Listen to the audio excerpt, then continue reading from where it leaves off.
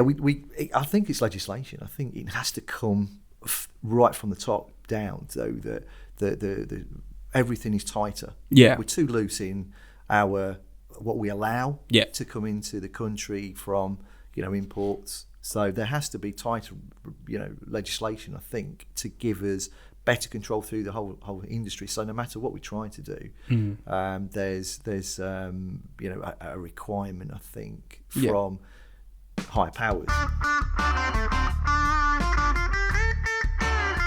Ian Wright, thanks for joining us. Nice to have you. Pleasure.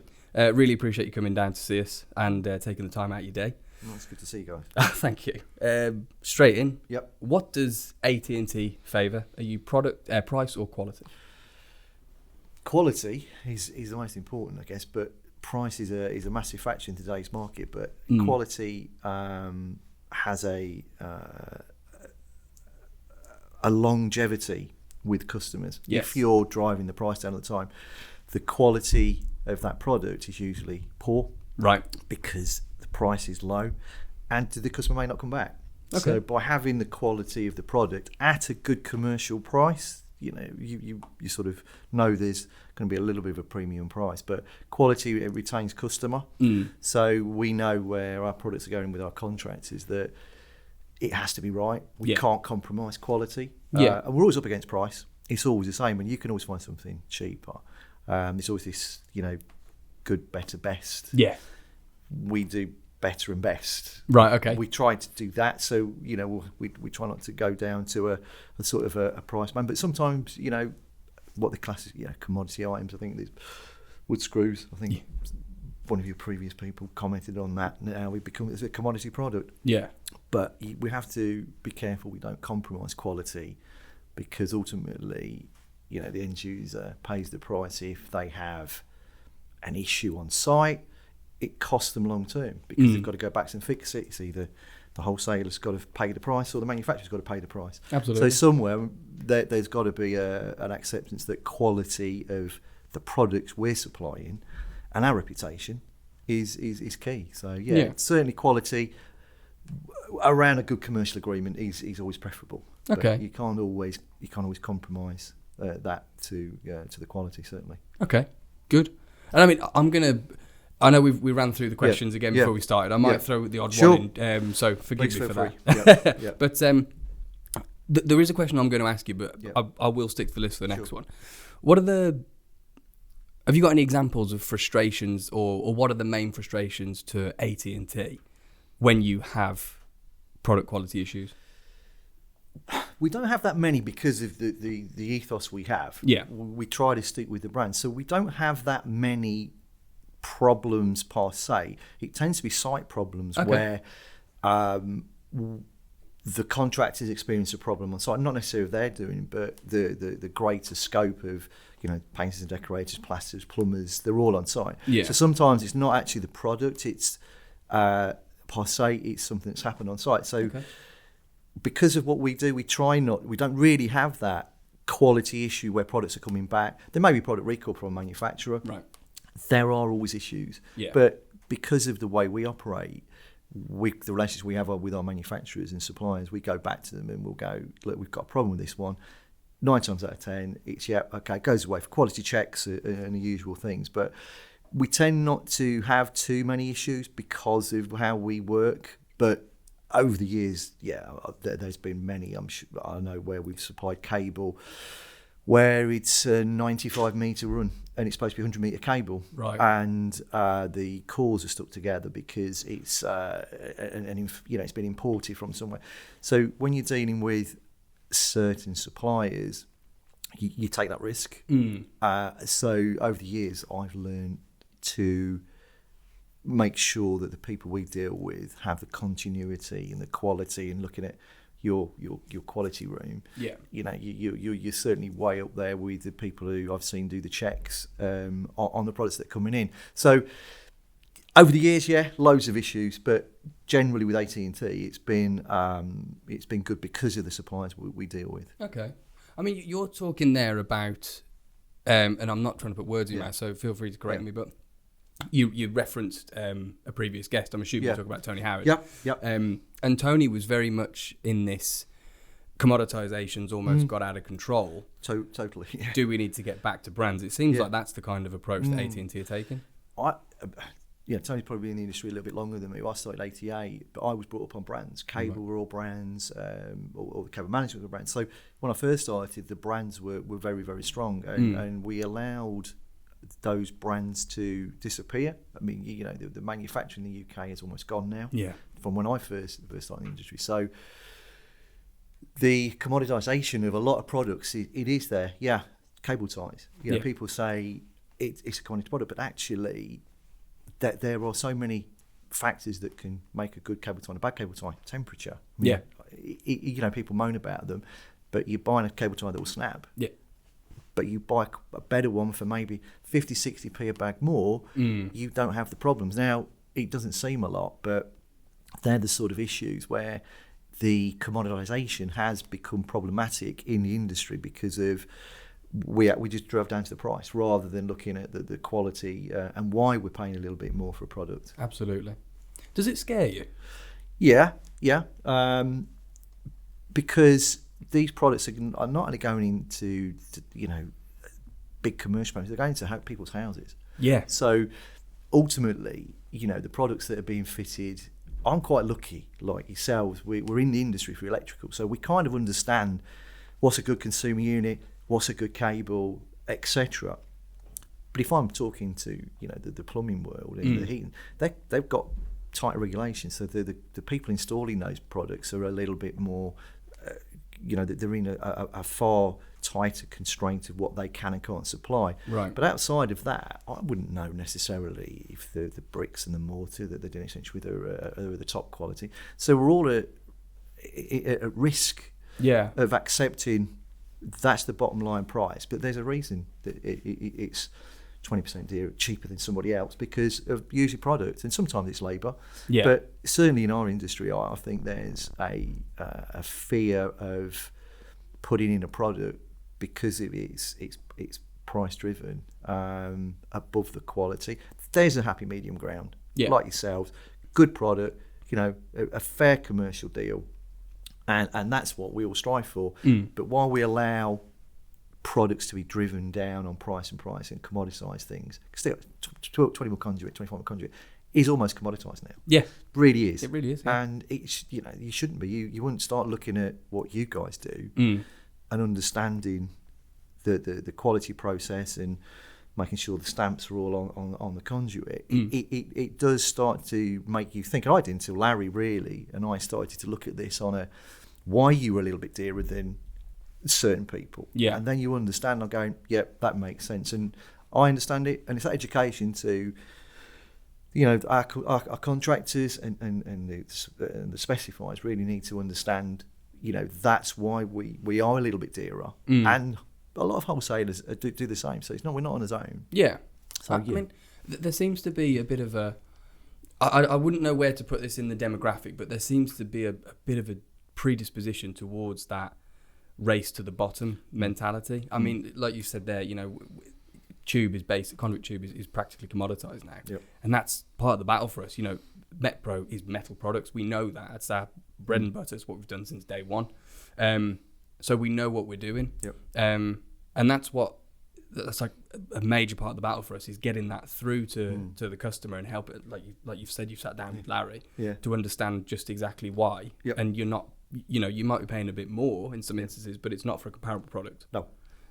So okay, very interesting. Yeah, and it's the education the hardest bit is educating somebody why we are dearer on a quote, and we train our guys to do that. We say to them that the reason is our channel is dearer is because of the thickness, and you end up de-engineering a product. That's usually why steel is cheaper, because there's probably less content. The processes are slightly different, and it's coming from a source where there are cheaper labour. Yeah, many factors, and that's a compromise. So, do we want to supply products into our contractors that is inferior? No, but it's educating them. It's a hard task because they're under pressure as well. So we appreciate this is a whole chain thing. It's not just us. It's not just you. It's not just the contractor. The whole chain has to reevaluate quality above price. Okay. So are you putting in? Sorry, this is another off the page question, but are you putting an emphasis on upskilling the AT&T team from a technical perspective to some degree? Best as we can. Yeah. We do like the EDA modules, which give the guys all a basic understanding. They've all got lots of experience in the industry, so they've been in the industry a long time. But when we get down to the technical, I had this one with Ricky, our office manager. We were quoting on some channel, and we quoted your channel, and we were slightly out. And it wasn't until I went down to it a little bit with him, and we got the spec sheets. Right.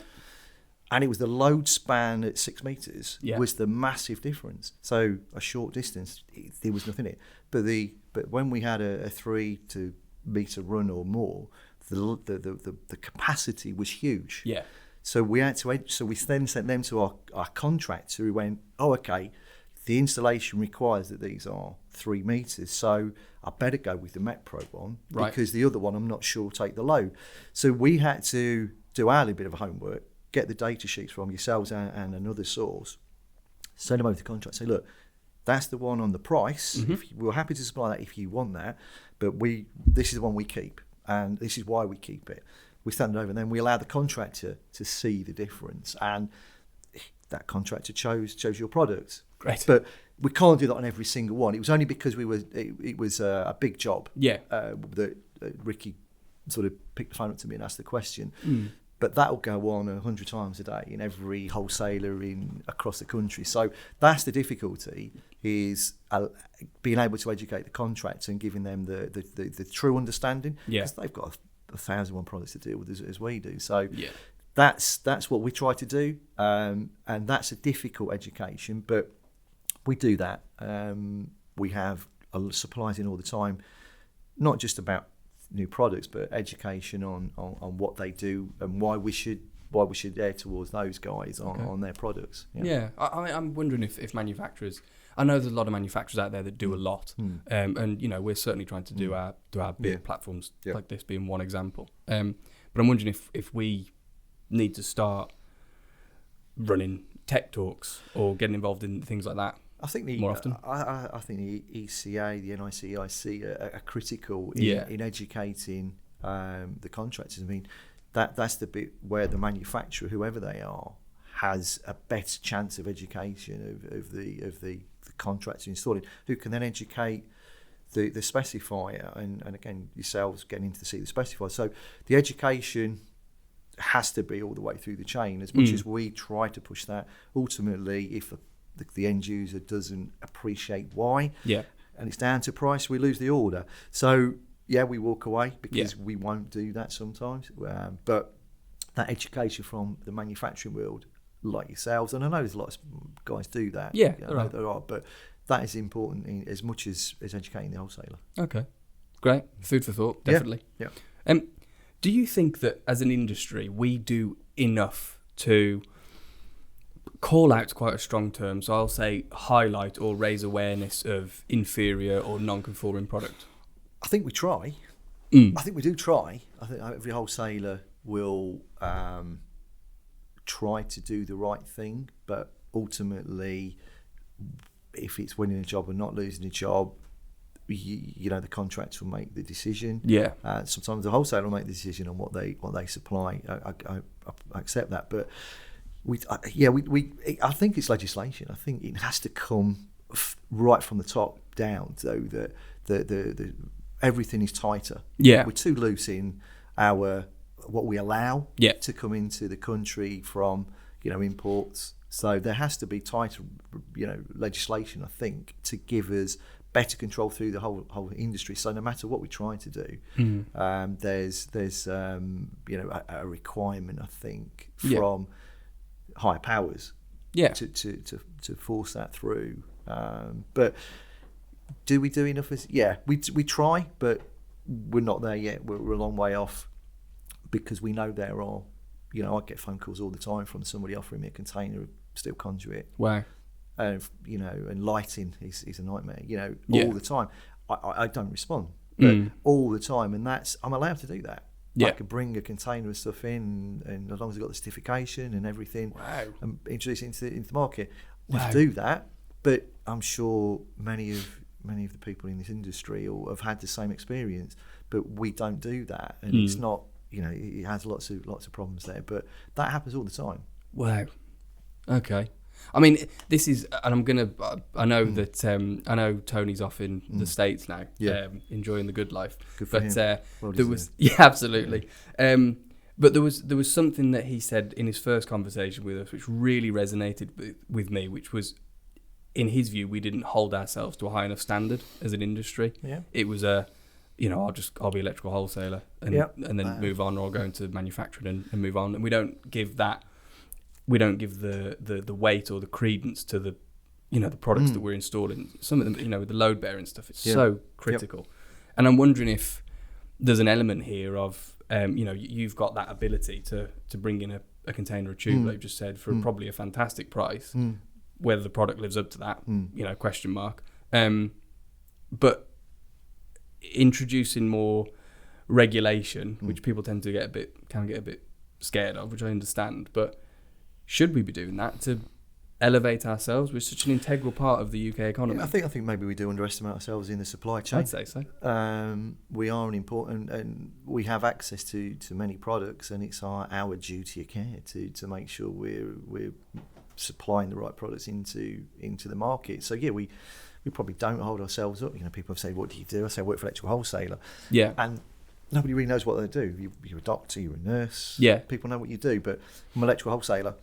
Some people know what that is, but we don't probably appreciate how important we are and the importance of what we do. Like you say, putting those products into the market. We have a responsibility. So I think you're spot on. Well, we're literally the backbone of the country. Yeah, if you think about it Yeah, look, wherever you're looking at building products or electrical products or plumbing products, we all have a duty of care to make sure that the products we supply into the market are fit for purpose. This, the Grenfell thing and many other instances over the years has been there where it's just scraped in on the standards possibly. I don't know where that sits, but it's just there. The standards are too wide. They should be massively.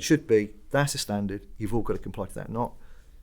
I worked in manufacturing for a few years on the plastics, selling dado and conduit, and the specification for 20mm PVC conduit. You had a huge parameter. Yeah. I worked for Univolt, and we were right at they were at the top. As many like Marshalls and everybody else in MK. You're all up there, so it's quality. But you can import some real rubbish, and it's yellow. And it's awful. So even when I was in that short time in the manufacturing world, there's such an array of it ticks the box, but it's not good enough for what you'd want to fit into your house or into your building. So I know when we were talking beforehand, and I used the word ambiguity, and that's what it feels like. Those those parameters for what's acceptable are so far apart. Yep. And even though we've got British standards and they're pretty clear. We're still, we're always having to educate even on the markings, because if you're missing, like tube for example, there's 4 digits as part of the Plus A1 2019 addition to the standard, and you've got to have 4 digits on every single length of tube, and if you don't have even one of those 4 digits, it does not comply. And I'm hoping that's bang on correct, because my technical manager will kick the crap out of me afterwards. But it doesn't comply. Yeah. And even if you've got 2 products that are exactly the same in composition, in strength, in tensility, if it's missing that one, well then they're not. That one complies and that one doesn't. Yeah. And I think that concerns me, because we're always trying to operate at that.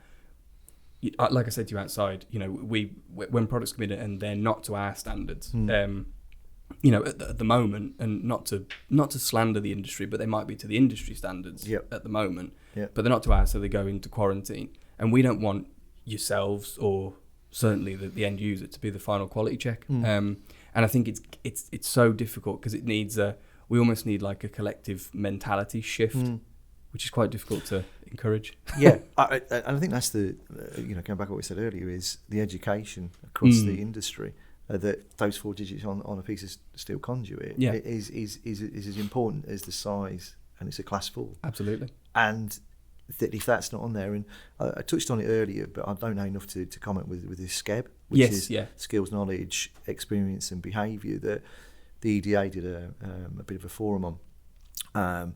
That may change a few things where the contractors, I believe, are required to make sure that what they're fitting and that the behaviour and everything on site is up to a certain standard. And that's what I said earlier, touch base with the guys at the ECA. Yeah. They'll tell you more, but I think that'll help educate and have accountability a little bit more. So maybe people will take more notice of those things when they're installing 25mm galv conduit. They go, actually, this hasn't got that 4-digit on. Yeah. And raise somebody's awareness, because that's where the difference can be made from we supplying your products and then they're supplying somebody else's.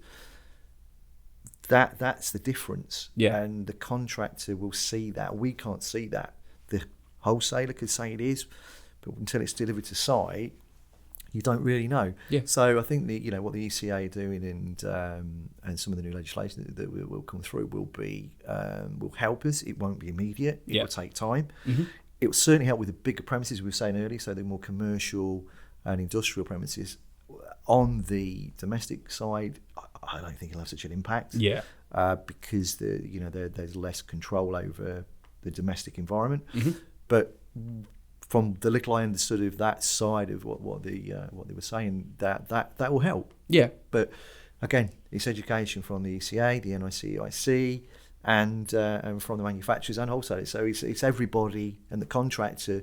A lot of contractors know what they're doing in respect of making sure that the quality of the product's there. And I don't want for anybody to think that they don't. But if they're not educated, how are they supposed to know? Yeah. So if they're going, look, I've been told this is fit for purpose, how are they? They're not an expert in that. That's part of our duty of care, and the manufacturers to make sure we're supplying that. The contractor trusts us to supply a product that is at the right British standards and it's fit for purpose. So they have to trust us. There's a trust element there, and that's the bit that we can let them down with. Is if we don't. Ian, sorry about that. We're That's back. Right. Apparently, it was fire alarm testing day, and I thought I'd said something I shouldn't have said. Then the alarms are going off. So. Yeah, it's God's censoring. Yeah. So we were talking about trust, which was I found really important. Because just to reference Tony again, that was what he saw as missing from the industry. Yeah. So, of course, you were quite right in what you said about if you supply an inferior product to a contractor, then why would they come back to AT&T? Yeah. And I think that's the same. That's the same for us as well. If we supply you with inferior, non-compliant, or issue-riddled products, why would you want to work with Metpro ever again? Yeah, I think tongue in cheek. We want an easy life. Yeah. And if you're supplying products that are creating you problems all the time, you have a harder life. So why would you want to do that? Not just for me as a wholesaler, but for the contractor, the headache that they would have is just not worth the hassle. So that trust element right through, and I'm not on the sales side. So Adrian, John, Jamie, and all the sales team, their relationships are built on trust. Yeah, with most of their customers, and they trust us to supply the products, and the guys trust me to make sure I'm delivering that to them, so they can sell that to the customers. So this whole tripartite, if you like, so manufacturer, wholesaler and contractor is key, and the contractor supplier relationship is key as well. That's a trust thing. So we do a lot of events where suppliers attend and meet our customers, so that if they have a problem, they can ask a few questions. Larry's coming in something on Tuesday, and then he'll do our golf day, and he gets to meet our customers as well, because that whole supply chain is important. So trust is so important, that I know that if I'm buying a product from yourselves, unless it's an exception, it's a bad batch and it's just slipped through, it's not going to hit my desk. There's something. It's always something. I'm not blind to that, but you're minimising the risk to the end client, to the contractor, and also that hassle. I always say to a supplier, if a problem's hit my desk, you're a good supplier. Yeah. the suppliers that constantly hit my desk because of quality issues, I'll reevaluate that and then okay guys, what we're doing here, we're going through that. This is creating us a problem with our contractors, and the feedback from the contractor to our internal team, then to me, they'll say that we've got a problem with PVC tape, right, for example, or a cable tie, whatever that be. I'll talk to the manufacturer and find out. It could be they've had a bad batch. It could be they've changed something and not supplied information back to us. And then I'll evaluate what we do on that product, not necessarily the supply, but the product, because it's important we're giving the end contractor the right quality product. Because even down a roll of tape, that can create a bit of an hassle for a contractor when he's trying to open it. It's a cold morning. Yeah. Simple things that I don't necessarily see, but the feedback comes to me. So we want to be supplying the end user with products that are good, and they're trusting us to do that. Absolutely. I think there's an element here as well that we haven't talked about, which is product quality is absolutely paramount and fantastic. But I know AT&T is big on this as well as customer service. Yep. So if in the event that there's going to be a product issue or there's going to be a delivery issue, whatever it might be, certainly at Metpro we like to be proactive in that sense. Why would we wait for you to have to face the issue, take the time and call us, and we can proactively tell you what's going on. You're aware of it. You've got to adjust, but isn't that the right way to do things? Yeah. Not everyone does that supply-wise. Right. Not all our supply chain does that. We have one of the guys in the purchasing team. His job is literally every day is chasing orders that are due and even some that's overdue, to try and be ahead of the game, so we can inform our customers.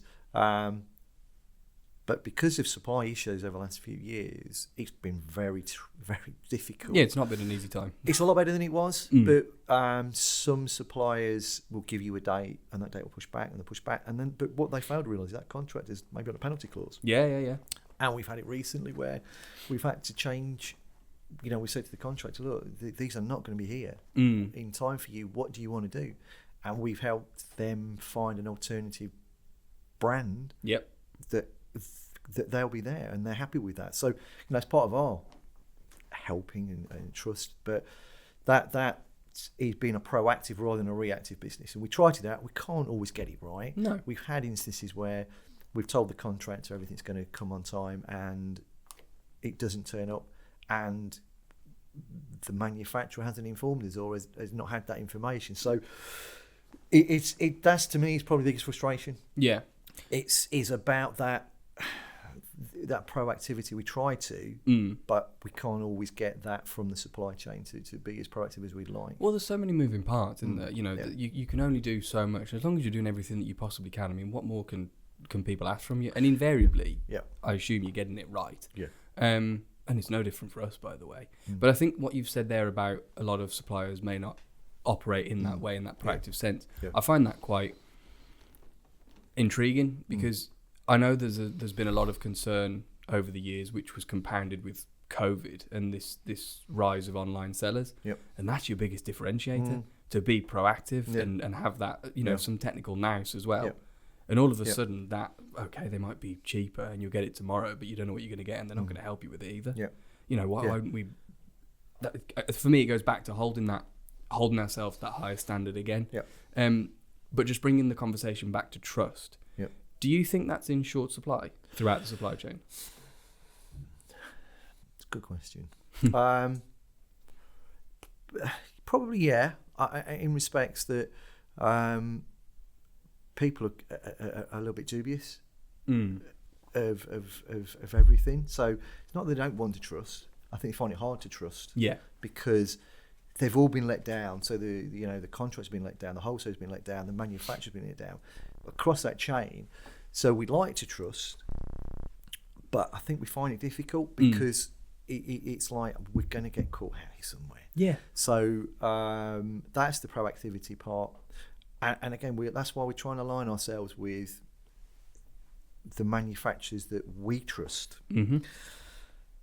that can give us that clarity and have an honest conversation. And if there is a difficulty, I know Larry would pick the phone up to me and say, Ian, we've got a real problem here. What do we want to do? And he's more than happy to talk to the contractor himself. Yeah, absolutely. And that's what I'm talking about, this tri-party thing. It's all right, I was saying to the contractor, but actually if it comes from the manufacturer, it holds a lot more weight in some respects. Because this is the manufacturer saying, look, it isn't AT&T's fault, this is a supply chain issue. Yeah. So, what can we do to help that? So I think it's just about, the trust element isn't just about giving them the right information about delivery times and everything, but it's also about a solution. Trusting you to find a solution if there is a problem. Yeah. So if we can't get your conduit on site for whatever, right, okay, we can't do that. What can we do? Yeah. So that's all part of the trust element of the contractors trust AT&T, like they'll trust all the other wholesalers that they deal with to deliver a solution. So that whole trust element, I think we find it difficult to trust. Yeah. We'd like to trust, and because we've already been let down, it becomes problematic. But if you can consistently help the contractor, help the wholesaler, that trust becomes a lot stronger. And when there is a problem and there is no smoke and mirrors about a problem, be honest, that's when the trust breaks down. Yeah. If somebody tries to tell you some untruth, that's when the problems arise, and you find out, just be honest. Yeah, and we can solve the problem. And I say to internally in the business, whatever it be, whether it be trade accounts, a warehouse, in purchasing, if you don't pick it up at the start, that problem magnifies and becomes bigger. If we be honest and open at the start of the problem, and we can usually fix it. If you try and hide that or don't be honest about or that, double down on the thing, it becomes bigger. So that's right through the supply chain. So that's also the trust element. I think it's about they trust you to find a solution as well as be honest about what's happening. Yeah. Okay. Yeah. I like that. Yeah. Really, really interesting. It's encouraging. I live in an ideal world, me sometimes, but that's what I try to. You have to have an ethical view. Adrian, who owns our business, that's part of the reason I'm here. Is his ethical view on what we do with the contractor, the customers. That, and it goes right through our supply chain. And it's a big thing for me. Really is. Yeah, you can see that. It's very evidently sincere. And in fact, that takes me to my next question.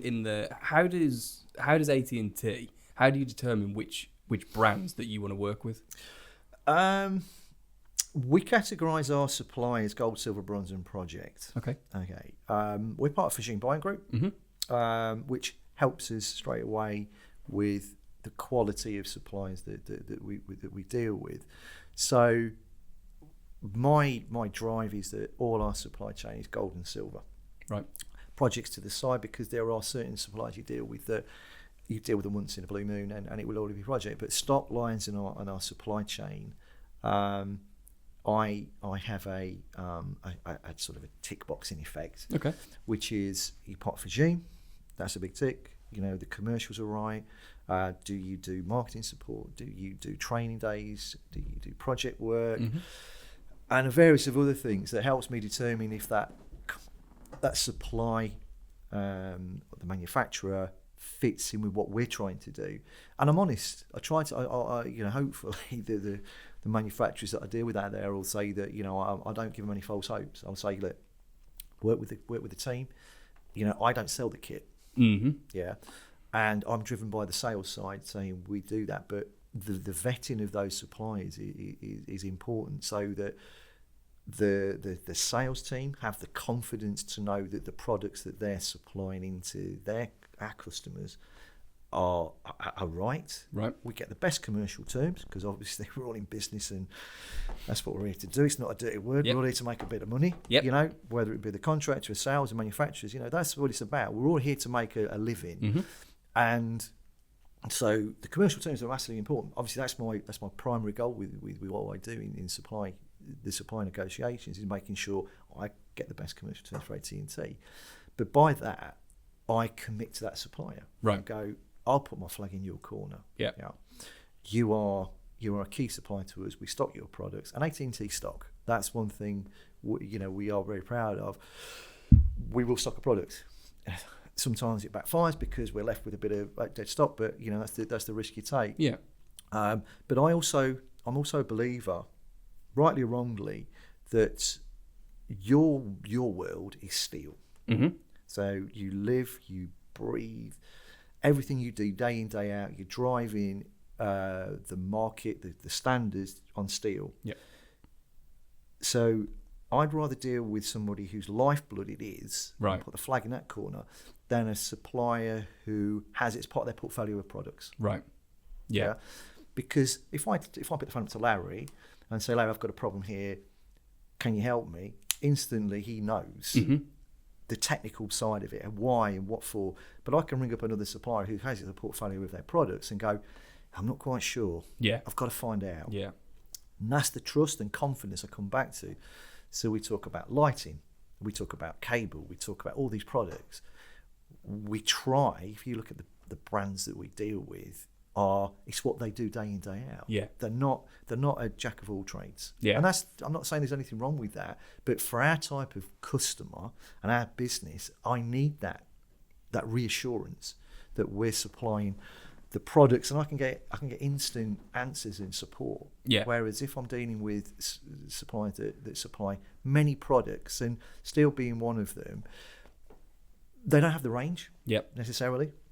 But they don't have the depth of technical support and the, I've seen here your quality your quality section, and that's the reassurance for me that I know that's there. So that's what we try to do, and the internal team, the external team, can look on our system straight away and see if a supplier is a gold or a silver. Okay.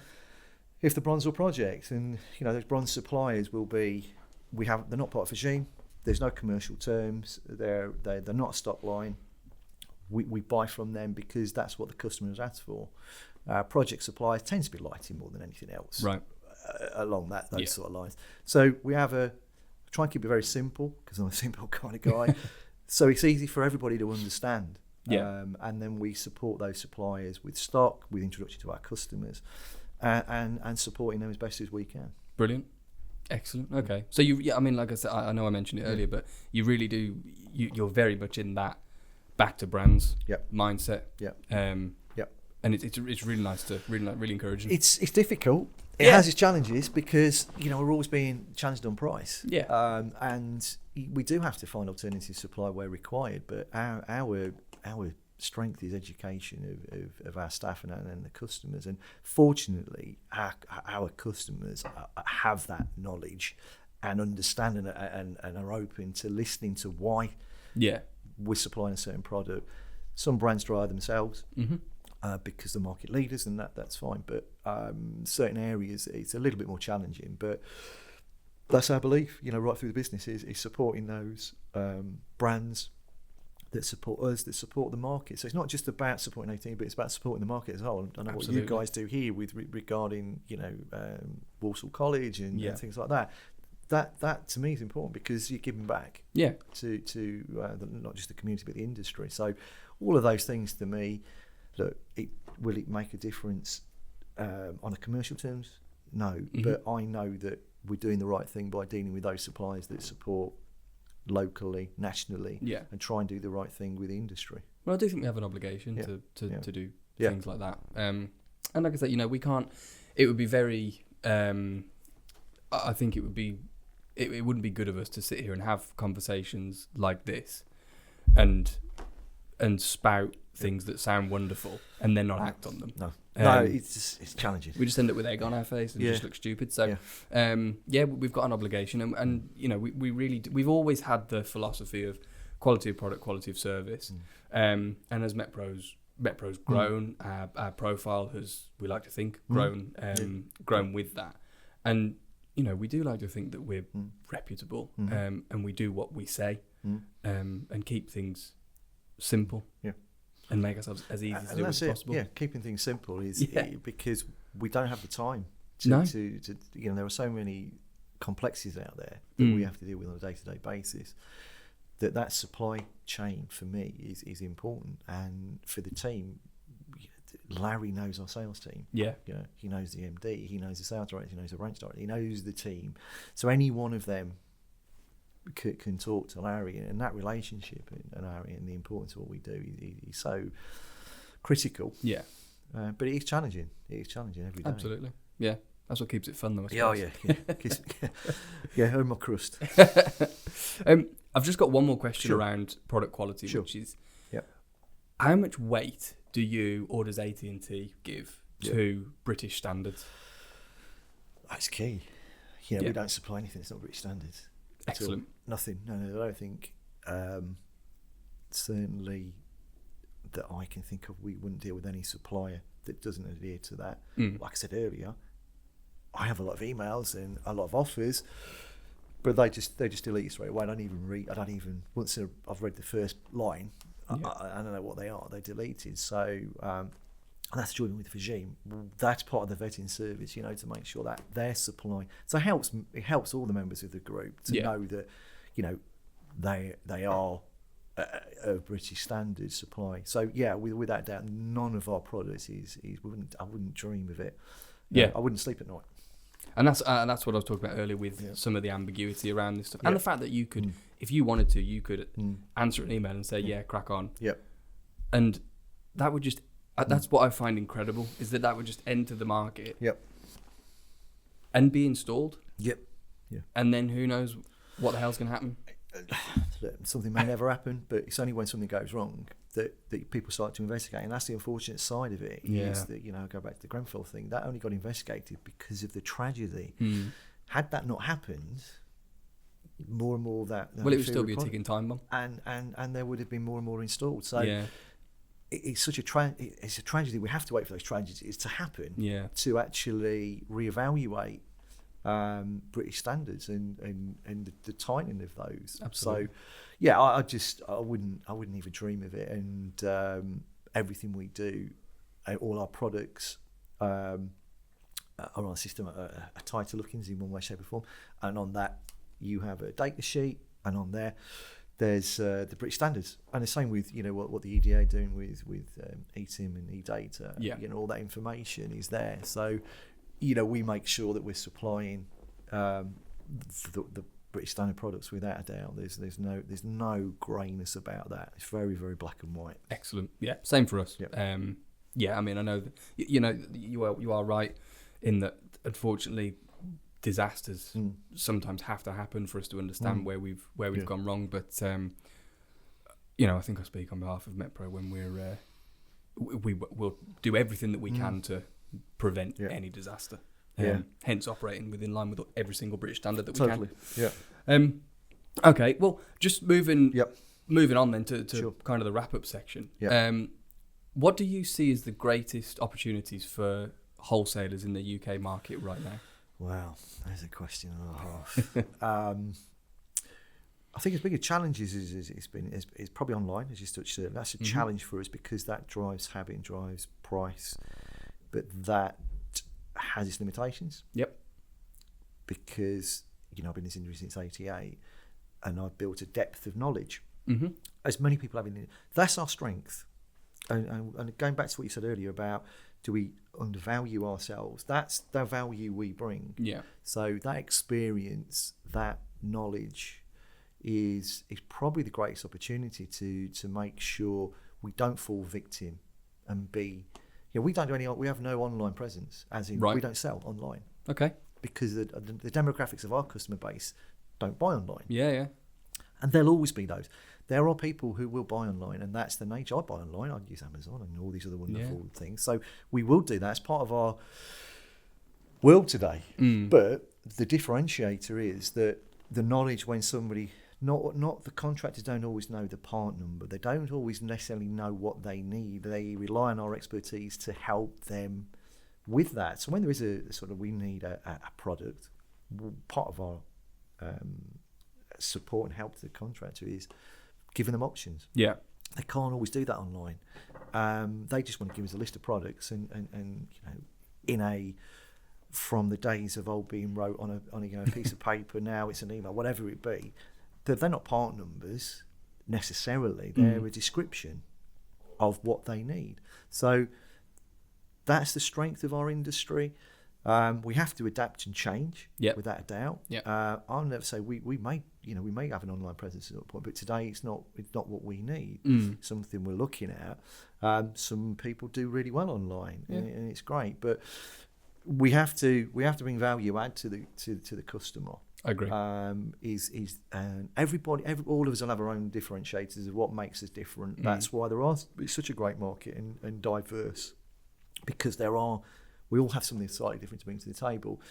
But that proactivity, the being at the forefront of products, and I think if I look back, we're a victim of allowing certain sectors to get a grip. So you look at data way back in when that first started. Wholesalers had a chance to be in on that. We didn't really grab that and take it on board as a stock line because, it was a little bit of an unknown. Yeah. And we allowed specialist wholesalers or specialist distributors to come online. So we lost a section there. And that I could probably think another 2 or 3 where that's happened over the years. And we've got to embrace new technology. We've got to embrace change. Yeah. Some businesses are more adapt to that. And some businesses are very good at doing a very localized supply, which is great. But there are challenges for us every day, but don't underestimate what we do bring to the table. Yeah. And the market's huge. There's enough for us all. And work together a little bit more to if we all kind of work together to say we're not going to supply these inferior products, they would disappear overnight. Yes. They would go 12, 18 months, they would go because nobody's buying them. While we do that as an industry, we're not helping ourselves because we're always driving towards the bottom. So that's a challenge, that's a problem, but it's an opportunity as well that we can be more coherent in what we do. Yeah. But as I say, the boys on the sales side, they'll tell you more about the opportunities out there on the sales side. But I just see it from my side of what we can do, and I think the supporting of suppliers is critical. And it certainly put us in good stead.